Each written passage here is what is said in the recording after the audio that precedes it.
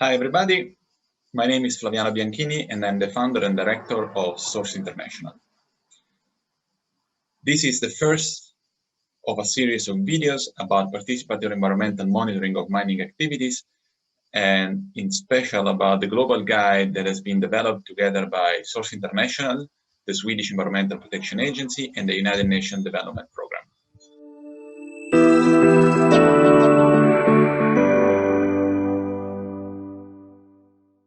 The purpose of the guide is to produce a practical and modular guidance about participatory environmental monitoring.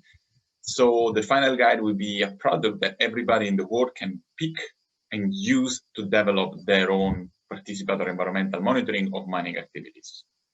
The guide will be very practical and focused with a lot of illustrative examples, lesson learned, and there will also be a field piloting phase. It will address large and medium scale mining, particularly, but it will also address artisanal and small scale mining, including artisanal mine, and obviously uranium mining legacy site, and it will also be applicable to other extractive industries like oil and gas, rubber plantation, palm oil plantation, dam, or any other extractive industries.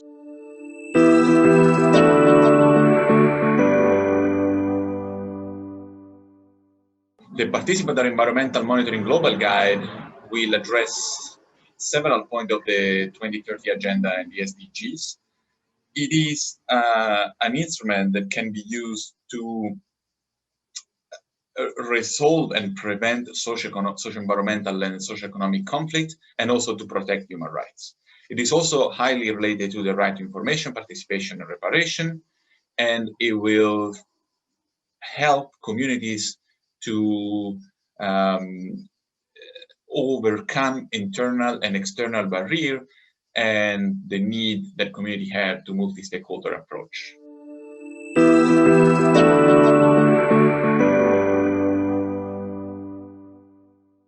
The guide is for all the actors involved, from government, both at national, international, and regional government at regional level, for civil society organizations, for communities as local communities, bigger communities, but also for the private sector, so for extractive companies and associations, and obviously for development agencies and international cooperation, universities, NGOs, and all the actors involved in the world of environment and human rights.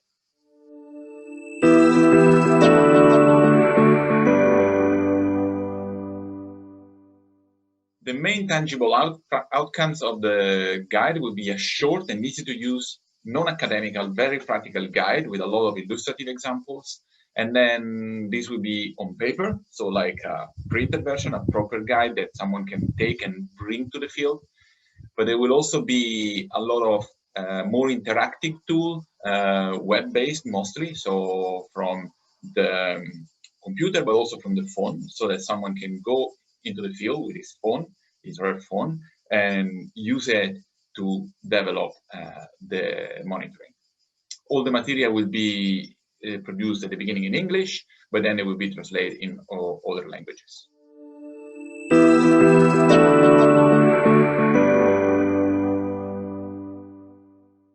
The project is in co-creation and cooperation with 6 different countries.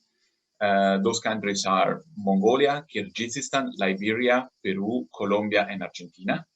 At the end of the first phase, at least three countries will experience a pilot. So we will identify 3 countries with 3 different sites, 3 different environments, and 3 different focus, so that we can bring our guide to the field, use it, test it, and then those lessons learned from the field experience, bring it back to then develop the final guide on participatory environmental monitoring.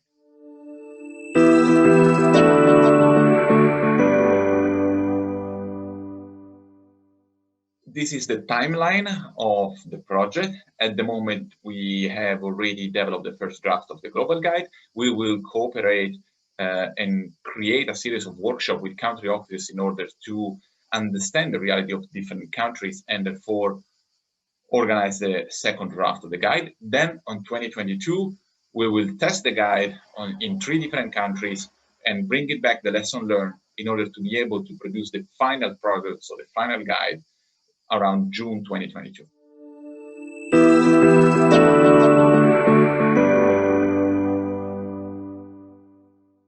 The structure of the guide will be a first chapter that introduces participatory environmental monitoring. The second chapter will explain why doing participatory environmental monitoring.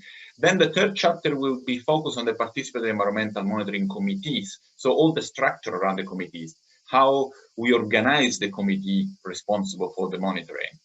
The fourth chapter is the, let's say, the more practical one to how to conduct participatory environmental monitoring. So what to measure, water quantity, water quality, dust, health, all of those aspects. And then the final chapter, the fifth chapter, will be about data and information management. So once we have done participatory environmental monitoring and we have all the data, what should we do? How do we publish the data? How do we store the data? And all of these aspects.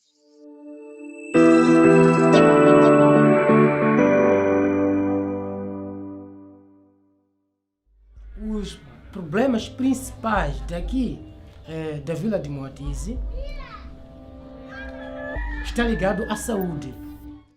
The final goal of participatory environmental monitoring is to protect human rights and environment. It is a collaborative process, it's a conflict management tool and a social management tool, and it's a great communication tool, both internally at the community, but also externally.